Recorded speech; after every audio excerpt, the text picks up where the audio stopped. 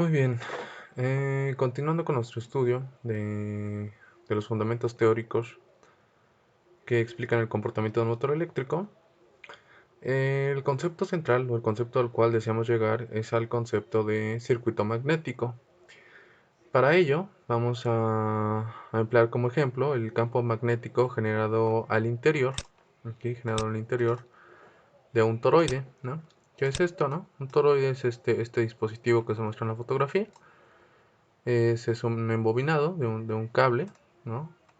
De un cable de cobre, de un cable conductor, que se encuentra embobinado alrededor de un núcleo ferroso, ¿no? Y entonces aquí al interior de este toroide pues se va a generar un campo magnético, y este ejemplo es el que nos va a servir para definir el concepto de circuito magnético. Más que una definición, es un concepto, ajá, y se va a llegar a este concepto por una analogía a partir del concepto de circuito eléctrico. Para ello, utilizando la ley de Ohm, de hecho, es la que se va a emplear en la analogía. Por eso lo veremos más adelante con un poco más de detalle.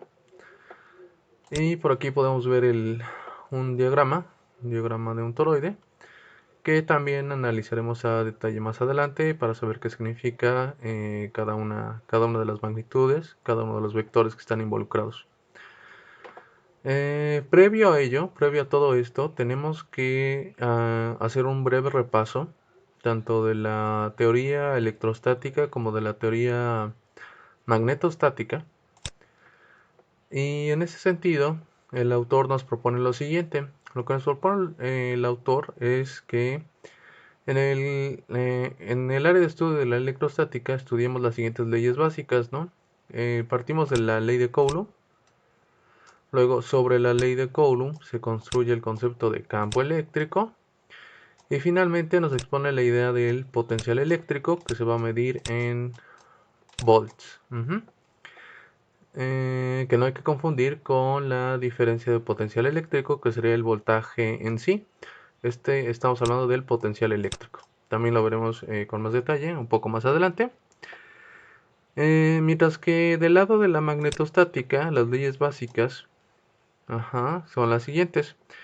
Primero, nos introduce el concepto de campo magnetostático. De hecho, esta es la parte central. O sea, comprender el campo magnetostático es lo que te da el fundamento acerca de por qué una corriente eléctrica termina induciendo un campo magnético.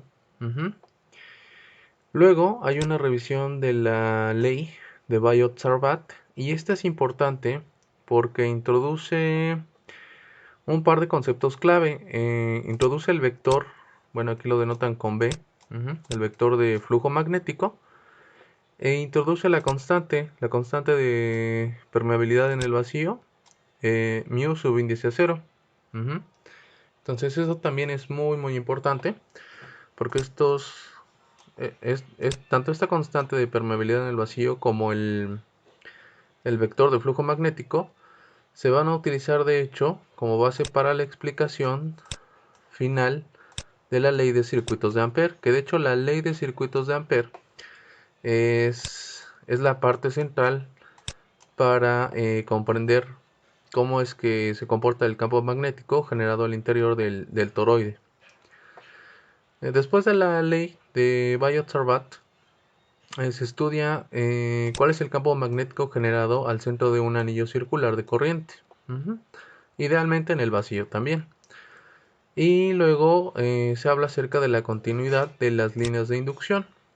Más adelante vamos a ver que las líneas de inducción